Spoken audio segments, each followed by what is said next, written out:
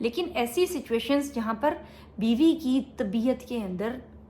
جبلی طور پر یا ٹریننگ کے طور پر ازرٹیونیس ہے، ڈومیننسی ہے، تو وہ امپاور کر لیتی ہے اس مرد کو، اس آدمی کو، اور وہ بالکل دبو سا مرد بن جاتا ہے، کیونکہ اس کے لاشعور میں، مینٹل سیٹ اپ میں یہ ہے کہ میرا باپ جو بہت ہی اگریسو تھا اور